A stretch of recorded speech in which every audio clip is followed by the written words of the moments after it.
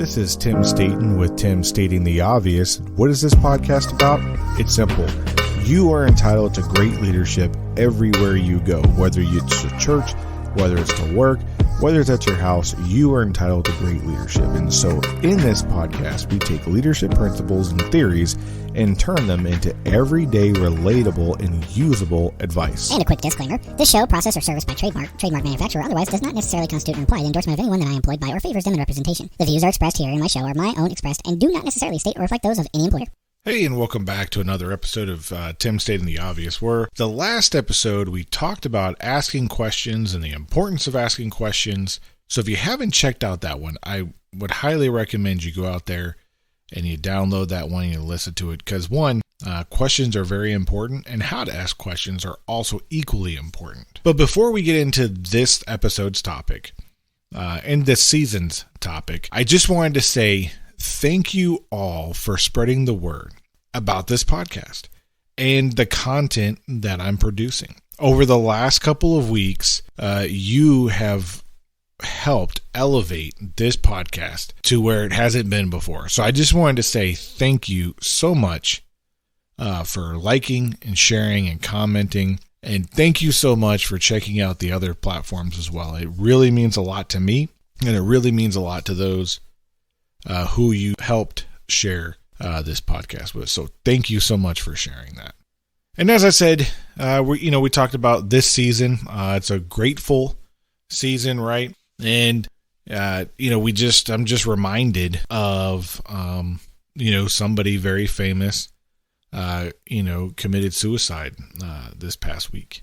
And you never would have thought that this person would have done that. They seemed very happy. They seemed very outgoing, very energetic, and genuinely enjoying life. And then all of a sudden, they took their own life. So I would say that during this season, check on your friends, check on people, make sure that people are really okay. You never, ever, ever truly know what people are going through, and you never know what's really going on in people's minds. So please check on people and genuinely check on them. Don't just be like, oh, I'm checking on you because I have to. Genuinely care and genuinely check on them. But also, if you've been listening to this episode on a brighter note, every year around this time, we talk about goal setting. And it's inevitable, right? Because as we get ready to close out the calendar year, we look back at what we thought we were going to accomplish versus what we actually accomplished and what we did. And if you're a high achiever, you most likely didn't give yourself enough wins and successes for yourself of everything you have accomplished this year. So be grateful for that, be thankful for that, and give yourself a couple minutes to go, you know what? I did a good job. I'm good. I'm not going to rest on my laurels, but I'm going to get back at it, right? And so we need to redefine what next year's goals look like. And if you haven't checked out any of my previous episodes on smarter goals or goal setting or anything else like that, please go back and check season 2. We have a lot of goal setting episodes out there. But in this episode, we're going to talk about 5 effective ways in which you can, make the most out of your goals. And here's a couple tips that I would add that we do about that. So the first thing that you need to do when you're making your goals is you need to start with a clear vision of what you want to achieve. And this will give you a specific target to work towards and it'll help you stay motivated. Right? But what does that look like? So to me, what it looks like is because I had a hard time understanding what a vision was, right? Everyone talks about you got to have a vision. You got to understand what you want to achieve. You got to see it, right? So in my mind, start with a clear vision of what you want to achieve, whether it be 6 months, 12 months, 3 years, 5 years. I typically do a lot of long-term goals between 3 to 5 years. Is in your mind, what does that actually look like? So, one thing for me, it'll be my first retirement, right? So what does my first retirement look like? Where will I be? What will I be doing? What do I want my environment to look like? And so as I shape that in my mind, I see all the other pieces start to come into play. So it literally is a mental picture of everything that I am thinking about. And I also actually, cut out other pieces of pictures that kind of go along with it and kind of put it on a little sticky board. And those are visuals that help me stay motivated towards my goals. So if you don't do that, I recommend you kind of do that. Some people call it a vision board. And whereas I'm not a huge proponent on that, I am a huge proponent on if you can't visualize in your mind's eye, then visualize with your physical eyes of what you want it to look like, of where you want to be in the next couple of years. All right, the second thing you can do is you can make your goals SMART, which are specific, measurable, achievable, relevant, and time-bound, right? And this will help you create goals that are realistic and achievable. So we talked about SMART goals in depth and SMARTer goals in other episodes. Whether you use SMART or SMARTer, I would recommend you use SMARTer goals just because you reevaluate your goals. But you got to come up with once you have your long-term vision of what it looks like, your SMART goals are kind of like your stepping stones and your building blocks of how you're going to put it all together. How are you going to achieve that mental picture that you have of yourself in 6 months, 12 months, a year, 3 years, and 5 years down the road, 10 years or 15 years down the road? How do you see that playing out? And how you see it playing out is you got to define the steps of what you got to do. It's got to be specific. So if you have a goal of buying a house with some property, well, you've got to do some research on where you want to live. But then you also have to take a look at, where you want to buy a house. What price range would you want to buy a house? What does that house look like? So you got to be specific, right? So using buying a house, so I could say, well, I want to buy a house. Well, that's very vague. So you can say, I want to buy a house that is this amount of square footage and this price range, and I want to do it in 5 years. And in order to do that, I need to save X amount of money every month for X amount of down payment on a house, right? So that means you're very specific at what you want. It's measurable because you know you're doing something monthly, and it's relevant because you know it's what you're working towards, and you have a 5-year time frame that you're going to do all of this. And then the last thing is, though, is it really achievable? For some people, maybe. Some people, maybe not. So do you need to extend the time if it's not achievable in the time frame that you set yourself? So maybe you need 10 years. Maybe you need 3 years. And only you know that based on your own individual situation. But if you don't write it down as a goal in the SMART fashion, then you're never going to get there anyway. You're just going to have this vision with no roadblocks or stepping stone to get to where you need to go. And the other thing I would say is that you need to write down your goals and review them regularly. This will help you stay focused on and track your goals and allow you to see how far you've come. So I do this every 90 days. I have my annual goals, my 3-year goals, my 5-year goals. Then every 90 days in my planner and my journals, I write down what my goals are, what I've done to achieve them, and where I'm at.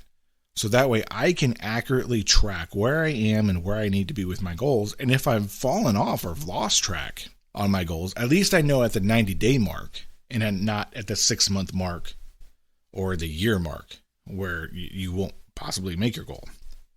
But if you rewrite them down, what that does is rewriting them down also reinforces what you're actually saying and your intention behind it. It helps you realize them better. There's something mentally powerful about writing it down, not typing it up on a computer, but actually writing it down. There's something about it. I can't really explain it other than it works. So the other thing I would say is you need to break down your bigger goals into smaller goals that are more manageable tasks that will make them feel, less cumbersome and overwhelming, and it'll make you help them track a little bit better. So if you have your goal of buying a house and your SMARTer goal, well, what are those implied tasks or those subtasks that you need to do in order to achieve those goals, right? Well, if you want to save money, well, okay, do I want to save it in a mutual account? Do I want to save it in a other type of high interest bearing account, which also has inherent risk? Or do you just want to put it in a standard savings account? So you got to figure out those implied tasks of how you're going to do it. Then, how much do you want to save? How regularly are you going to check on it? If the market goes bad and you put in a mutual fund, how are you going to recover from that?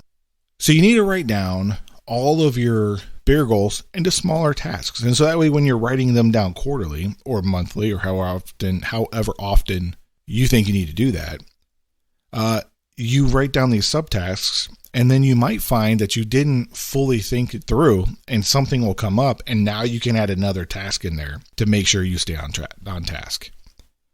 So I highly recommend doing that. So the last thing I do is, remember, and I said this at the beginning, celebrate your achievements and reward yourself for reaching your goals. Because if you don't and you only focus on the things that you haven't done, you're going to beat yourself down and you're going to lose motivation and focus to keep going. So celebrate.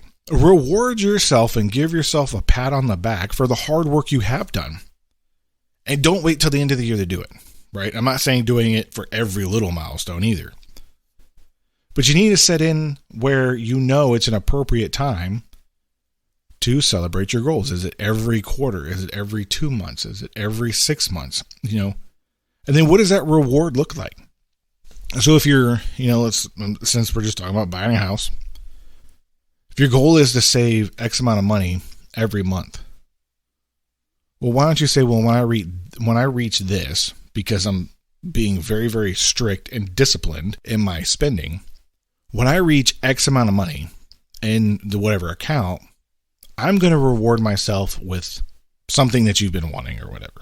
Whether it's a new pair of iPod, earpods, or is it a new other set of headphones, or maybe a computer, or an ice cream, whatever it is that they're like, this is my celebratory moment for saving up all this. I'm going to spend just a little bit because I've been so disciplined. Because if you don't get that little undisciplined out at some point, it's going to overcome and go into your disciplined area, and then you're going to fall off track. Then you're going to lose motivation. You're going to get frustrated. So make sure that you celebrate your wins. Give yourself credit. A lot of us are way too hard on ourselves, and we don't give ourselves the credit that we deserve to have and need to have when we have our goals. So make sure that you do that to help you stay motivated. And then lastly, the last thing that we need to do is constantly remember that goal setting is a ongoing process. It doesn't stop just because you think you've reached a portion of your goal. You can accomplish your goal, but then reevaluate it and go, well, can I do more? Can I do better? And if you're seeing that you're falling off track on a goal, well, maybe you didn't make it specific enough. Maybe you didn't make it attainable. Maybe you need to relook it to see how you can adjust your goal to make it more realizable and attainable. And so when you do those things and you're constantly looking at it and you're constantly finagling with it, and it's a growing process, it's an ongoing process, then you can make sure that every time as you're reviewing it, that they still align with your overall vision and you're still on track to achieve what you want to achieve. You can have setbacks, and that's okay. But just know that it's an ongoing process and that sometimes you're going to hit stumbling blocks. Sometimes you're going to hit roadblocks. Sometimes you're going to hit obstacles. You just overcome them, and then you keep moving forward. So celebrate the big ones. Don't get discouraged with the process, because every time you make one step forward, you're one step forward to achieving the thing that you set out to achieve, which is incredibly important. So I want to thank you for stopping by and listening to this episode about goal setting. And before we go, I would like to ask a favor of you, if I could. You guys have done a great job sharing this podcast. But if I could ask again, if you could share it with one or two people who you think might like this topic, please do that. And if you haven't followed or subscribed on the platform you're listening to, please hit that icon and that alert icon as well, so you know when we have a new episode that's posted. Like, I don't want to waste your time with you keep coming back. I love when you keep coming back, but I want you to know when we got new content out. If you've heard all the other ones. If you haven't heard all the other ones, please go listen to those in the meantime. And then also, if you got some value out of this episode, please leave a review or a comment so we can help spread this show with people who may not have gotten it yet. And your reviews and your Ratings and your comments help tremendously, so thank you so much for that. Again, thanks for stopping by. I'm Tim Staten.